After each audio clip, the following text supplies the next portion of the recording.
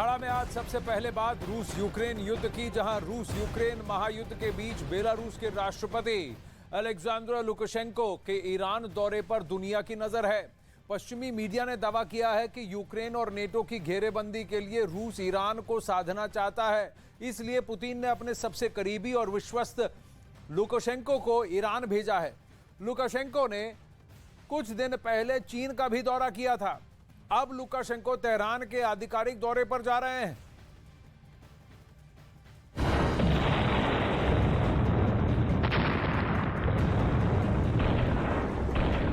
Ukraine समेत NATO के खिलाफ पुतिन का नया प्लान। जंग के बीच दुनिया के देशों का समर्थन जुटाने में जुटे पुतिन। पुतिन ने अपने मिशन को पूरा करने के लिए बेलारूस के राष्ट्रपति को चुना। महायुद्ध के बीच चीन के बाद ईरान पहुंचे पुतिन के करीबी अलेक्जेंडर लुकाशेंको। रविवार को बेलारूस के राष्ट्रपति अलेक्जेंडर लुकाशेंको ईरान की राजधानी तेहरान पहुंच गए। लुकाशेंको का यह आधिकारिक दौरा है। जानकारी के मुताबिक लुकाशेंको ईरान के राष्ट्रपति इब्राहिम रईसी के साथ वार्ता करेंगे। बेलारूस भले ही इस दौरे को व्यापार और आर्थिक सहयोग पर जोर देने के साथ द्विपक्षीय संबंधों के स्पेक्ट्रम में बातचीत का विकास मकसद बता रहा हो, लेकिन पश्चिमी मीडिया लुकाशेंको के दौरे को पुतिन के मिशन का हिस्सा होने का दावा कर रहा है। पश्चिमी मीडिया का दावा है कि बेलारूस के राष्ट्रपति लुकाशेंको के जरिए पुतिन ईरान के साथ सैन्य डील कर रहे हैं। पश्चिमी मीडिया ने दावा किया है कि यूक्रेन और नेटो की घेरेबंदी के लिए रूस ईरान को साधना चाहता है, इसीलिए पुतिन ने अपने सबसे करीबी और विश्वस्त लुकाशेंको को ईरान भेजा है, जहां लुकाशेंको महायुद्ध में ईरान को रूस का समर्थन करने के लिए तैयार करेंगे। रूस के सहयोग के बदले में लुकाशेंको ईरान के राष्ट्रपति इब्राहिम रईसी को हर संभव मदद दिलाने का भी भरोसा दिलाएंगे, क्योंकि रूस यूक्रेन युद्ध में यूक्रेन के पीछे अमेरिका की अगुवाई में नेटो खड़ा है, जिसमें यूरोप के अधिकांश देश शामिल हैं। पुतिन को पता है कि जंग लंबी खिंचेगी। ऐसे हालात में महायुद्ध हो या समझौते की परिस्थिति में उन्हें दुनिया के ज्यादा से ज्यादा देशों के समर्थन की जरूरत पड़ेगी। इसकी तैयारी पुतिन ने शुरू कर दी है, इसीलिए पुतिन ने अपने दोस्त लुकाशेंको को ईरान को साधने के लिए भेजा है। पश्चिमी मीडिया का दावा है कि ईरान के सामरिक समर्थन के बदले रूस ईरान को मिसाइल तकनीक में मदद कर सकता है। मास्को ईरान अंतरिक्ष एजेंसी को अंतरिक्ष कार्यक्रम में मदद कर सकता है। सैटेलाइट तेहरान को अभूतपूर्व क्षमताएं प्रदान करेगा, जिसमें इजराइल में संवेदनशील सुविधाओं की निरंतर निगरानी और खाड़ी में नजर रखना शामिल है। इसके अलावा यूक्रेन में जंग के दौरान जब्त किए जेवलिन और स्ट्रिंगर मिसाइल सिस्टम को भी रूस ईरान को दे रहा है, जिसकी मदद से ईरान अमेरिका के विनाशक हथियारों की कॉपी तैयार कर सकता है। वहीं पश्चिमी मीडिया के मुताबिक पुतिन के मिशन के पीछे एक और वजह यह है कि अमेरिका और पश्चिमी देशों के प्रतिबंध के खिलाफ वो दुनिया के ज्यादा से ज्यादा देशों को अपने खेमे में करना चाहते हैं। पुतिन चाहते हैं कि ईरान जंग में पश्चिमी देशों के खिलाफ सैन्य मदद के हर संभव मदद पहुंचाएं। दरअसल तेहरान पहले ही रूस को ईरानी तकनीक वाले ड्रोन सप्लाई कर चुका है, जो यूक्रेन पर काल बनकर टूट रहा है, जिस पर अमेरिका समेत नेटो चिंता जाहिर कर चुके हैं। इससे पहले लुकाशेंको के चीन दौरे के दौरान अमेरिका के राष्ट्रपति जो बाइडेन ने बीजिंग को धमकी भरे लहजे में रूस की मदद नहीं करने की चेतावनी दी थी। ऐसे में अब बेलारूस के राष्ट्रपति के ईरान दौरे पर अमेरिका और नेटो की नजर है।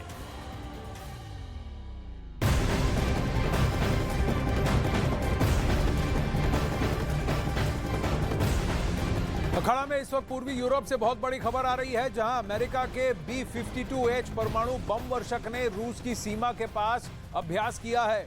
पोलैंड से उड़ान भर के अमेरिका का ये बॉम्बर बाल्टिक सागर तक पहुंचा और फिर वहां का चक्कर लगाने के बाद ब्रिटेन की ओर निकल गया। पोलैंड के रक्षा मंत्रालय ने इस अभ्यास की पुष्टि की है और बताया कि पोलैंड से फाइटर जेट ने भी बॉम्बर के साथ उड़ान भरी थी।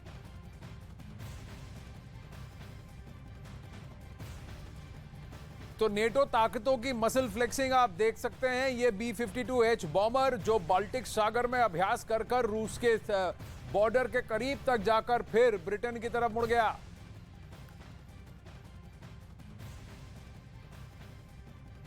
तो अमेरिका का B-52 परमाणु बम वर्षक खास तौर पर सोवियत यूनियन के खिलाफ इस्तेमाल के लिए बनाया गया था और अब यही विमान रूस के करीब मंडरा रहा है।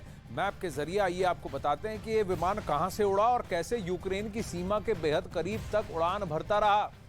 देखिए, B-52H बॉम्बर ने flight name Nobel 61, flight name था नोबल 61, इसके साथ पोलैंड से उड़ा, फिर एस्टोनिया, लातविया यानी बाल्टिक सागर, ये पूरा रूट उसने तय किया। लिथुआनिया, एस्टोनिया, पोलैंड से उड़ता है, एस्टोनिया, फिर सेंट पीटर्सबर्ग वहीं पर है, लातविया, लिथुआनिया, तो रशियन बॉर्डर से ज्यादा दूर नहीं, और वहां से उड़कर फिर घूम के वो बाल्टिक सागर की तरफ चला जाता है कि ऊपर उड़ान भरते हुए फिनलैंड की खाड़ी में गैंगलैंड द्वीप के ऊपर से उड़ते हुए ब्रिटेन की तरफ वो निकल गया, यानी कि उड़ा और ये देखिए बॉर्डर के पार जाते हुए, तो यानी इसको कहते हैं फ्लर्ट करना, बस दिखाना कि भाई बॉर्डर के करीब हूं, लेकिन मैं international air space, NATO air space में हूं, रूसी एयर स्पेस में नहीं जा रहा, लेकिन यूक्रेन के भी करीब उड़ रहा हूं और फिर रूस के भी करीब उड़ रहा हूं। इसे साइऑप्स भी कहा जा सकता है। इस दौरान बाल्टिक सागर में ये अमेरिकी बॉम्बर रूसी पोर्ट सेंट पीटर्सबर्ग से महज 200 किलोमीटर दूर तक पहुंच गया था, लेकिन इंटरनेशनल एयर स्पेस में, नेटो एयर स्पेस में, रूस के एयर स्पेस में नहीं गया। तो इस तरह से कुछ मसल फ्लेक्सिंग नेटो ताकतें कर रही है, अमेरिका भी कर रहा है। अब आपको बताते हैं कि आखिर अमेरिका के B-52 बॉम्बर की काबिलियत क्या है और क्यों अमेरिका ने अपने इस विमान को ताकत दिखाने के लिए अक्सर इसका प्रयोग करता रहता है। B-52 बॉम्बर के कम से कम 20 क्रूज मिसाइलें हमेशा तैनात रहती हैं। ये मिसाइलें परमाणु हमला भी कर सकती हैं। एक दो मिसाइल नहीं, एक एयरक्राफ्ट के अंदर 20 मिसाइलें, और वो भी न्यूक्लियर कैपेबिलिटी के साथ। वैसे 6 इंजन वाले B-52 बॉम्बर एक बार में 32,000 किलोग्राम हथियार लेकर उड़ सकता है। फिर अमेरिका का यह विमान लंबी और ऊंची दूरी से बम बरसाने की क्षमता भी रखता है, जिसे सोवियत संघ पर बम बरसाने के लिए तैयार किया गया था।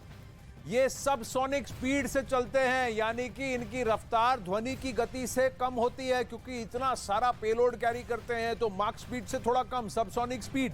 और अमेरिका के 50 से अधिक B-52 हमेशा सक्रिय रहते हैं।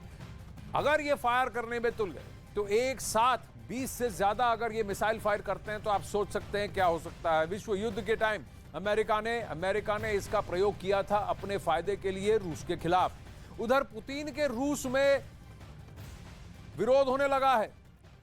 मॉस्को और कुर्स्क में महिलाएं पुतिन के खिलाफ विरोध प्रदर्शन कर रही हैं। वहां एक धीरे धीरे विद्रोह जैसा बनता दिख रहा है और दावा किया जा रहा है कि वे ये मांग कर रही हैं कि उनके बच्चों को युद्ध के मैदान से वापस बुलाया जाए। महिलाओं ने पुतिन पर आरोप लगाया कि वे उनके बच्चों को मीट की तरह समझ रहे हैं और मीट ग्राइंडर में झोंक रहे हैं, कैनन फॉडर मरने के लिए फेंक रहे हैं, इंसानों की तरह नहीं, मीट भेड़ बकरियों की तरह ग्राइंडर में झोंक रहे हैं, ये कह रही हैं रूसी औरतें।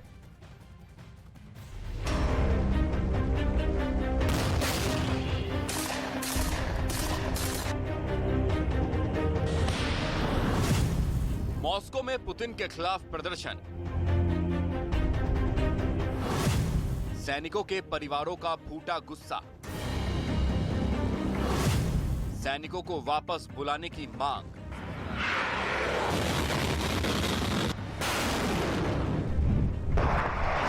रूस और यूक्रेन के बीच युद्ध में हर दिन बारूद और बर्बादी की इबारत गढ़ी जा रही है। रिहायशी इलाके शमशान नजर आने लगे तो दोनों तरफ बेहिसाब सैनिकों की मौत हो रही है। मौत के इस कोहराम के बीच रूस के सैनिकों के परिवार अब बगावत पर उतर आए हैं। बड़ी संख्या में सैनिकों के परिवार की महिलाओं ने पुतिन के खिलाफ विरोध प्रदर्शन शुरू कर दिया है। रूस की राजधानी मॉस्को से आई ये तस्वीरें इस बात की तस्दीक कर रही हैं कि वहां युद्ध को लेकर लोगों में कितना गुस्सा है। मॉस्को में ये महिलाएं मांग करती दिख रही हैं कि उनके अपनों को जंग से वापस बुलाया जाए। सैनिकों की पत्नियों और माओं ने पुतिन को वीडियो मैसेज भेजकर अपना विरोध जताया और कई गंभीर आरोप भी लगाए। आरोप है कि पुतिन सैनिकों को जंग में मीट की तरह इस्तेमाल कर रहे हैं। आरोप है कि बिना गोला बारूद के सैनिक मोर्चे पर डटे हुए हैं। कुछ दिन पहले रूस के सैनिकों के विरोध का वीडियो भी आया था। रूस के सैनिकों ने गोला बारूद की कमी का आरोप लगाया था।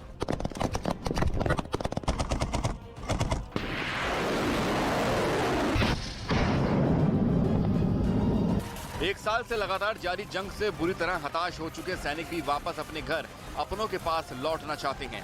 लेकिन उनके पास कोई रास्ता नहीं है, क्योंकि रूस के सैनिकों के कुछ दिन पहले ही वीडियो सामने आए थे जिसमें सैनिकों ने आरोप लगाया था कि युद्ध से इनकार करने पर उनके कमांडर ही उन्हें गोली मार दे रहे हैं। यानी रूस के सैनिकों के सामने सिर्फ एक ही रास्ता है और वो है किसी भी हालत में युद्ध करना। सैनिकों ने यह भी आरोप लगाया है कि पुतिन ने युद्ध में उन्हें मरने के लिए भेजा है। पुतिन की जिद की वजह से 60% रूसी सैनिक युद्ध की भेंट चढ़ चुके हैं और जो बचे हैं वो भी बुरी तरीके से घायल हैं। पुतिन के खिलाफ प्रदर्शन में रूस के साथ ही कुर्स्क देश की महिलाएं भी शामिल थीं। कुर्स्क की महिलाओं ने दावा किया है कि उनके आदमियों को बिना किसी कानून के ही युद्ध पर भेज दिया गया, यानी उन्हें युद्ध की ट्रेनिंग दिए बिना ही जंग के मैदान में हथियारों से लैस दुश्मन की सेना का सामना करने के लिए पुतिन ने मैदान में उतार दिया।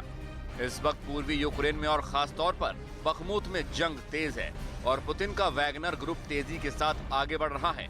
जंग में हर दिन सैकड़ों सैनिक अपनी जान गंवा रहे हैं, तो वहीं यूक्रेन भी लगातार रूस के सैनिकों की तबाही का दावा कर रहा है।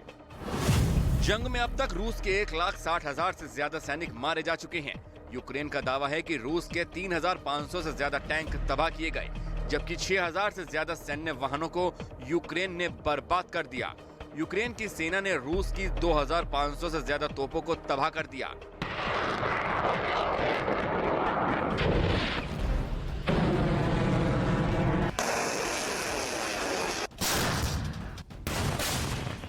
अभी तक रूस यूक्रेन युद्ध ने दोनों देशों को सिर्फ तबाही और बर्बादी के कुछ और नहीं दिया है।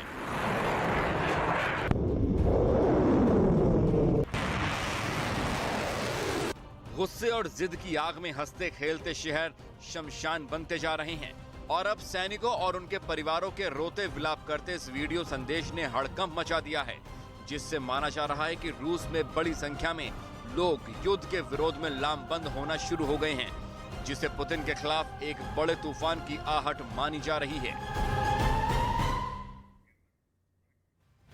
अब इस महायुद्ध में लगातार यूक्रेन की तबाही से परेशान राष्ट्रपति वोलोदिमीर ज़ेलेंस्की घुटने टेकने को तैयार नहीं है और वो ऐसा सब कुछ कर गुजरने को तैयार है जिससे वो पुतिन की सेना को मात दे सके। इसलिए ज़ेलेंस्की अपने सैनिकों का मनोबल बढ़ाने के लिए तरह तरह के तरीके भी अपना रहे हैं। शनिवार को यूक्रेन की सेना ने बेलारूस के बॉर्डर के पास बड़ा सैन्य अभ्यास कर रूस को सीधा संदेश दिया कि वो किसी भी कीमत पर हार मानने वाला नहीं है। अब देखिए कि आखिर यूक्रेन के राष्ट्रपति ज़ेलेंस्की के दिमाग में क्या चल रहा है। जानकारों के मुताबिक ज़ेलेंस्की पुतिन को शिकस्त देने का सपना देख रहे हैं। उनको अब भी लगता है कि वो रूस को करारा जवाब दे सकते हैं। 18 से 20% यूक्रेनी सरजमीन अब भी रूस के कब्जे में है। 370-375 दिन युद्ध चलने के बाद, पर ज़ेलेंस्की को लगता है वो अभी जीत सकते हैं। रूस को करारा जवाब देने के लिए यूक्रेन की सेना ने सैन्य अभ्यास किया। ज़ेलेंस्की के जाबाजों ने बेलारूस के बॉर्डर के पास बड़ा युद्धाभ्यास किया। घातक हथियारों के साथ युद्धाभ्यास करते दिखे सैनिक और फिर ड्रिल के दौरान दुश्मन के ठिकानों पर खतरनाक हथियारों से जमकर गोलीबारी कर उसको नेस्तो नाबूद करने का भी उन्होंने प्रैक्टिस किया और डेमोन्स्ट्रेशन किया। ये देखिए वीडियो पे कि कितना घातक वहां की ट्रेनिंग चल रही है। लेकिन इस ट्रेनिंग का क्या फायदा और बेलारूस के खिलाफ क्यों? क्योंकि बेलारूस के ही राष्ट्रपति लुकाशेंको कहां गए हैं? ईरान गए हैं। अभी हमने आपको अखाड़ा में बताया। अब युद्धाभ्यास के दौरान ज़ेलेंस्की के जाबाजों की गोलियों की तड़तड़ाहट से पूरा इलाका गूंजा। यूक्रेन की सेना रूसी टैंकों और तोपों को तबाह करने के लिए अमेरिका और तुर्की से मिले बेहद खतरनाक हथियारों से हमले का अभ्यास भी कर रही थी। ये भी तस्वीरों में कैद है। यूक्रेन के सैनिकों को जंग के मैदान में दुश्मनों के बीच दहशत पैदा करने के लिए आक्रामक ट्रेनिंग ये भी दी गई कि किस तरह से आप एग्रेशन और दिखाएं।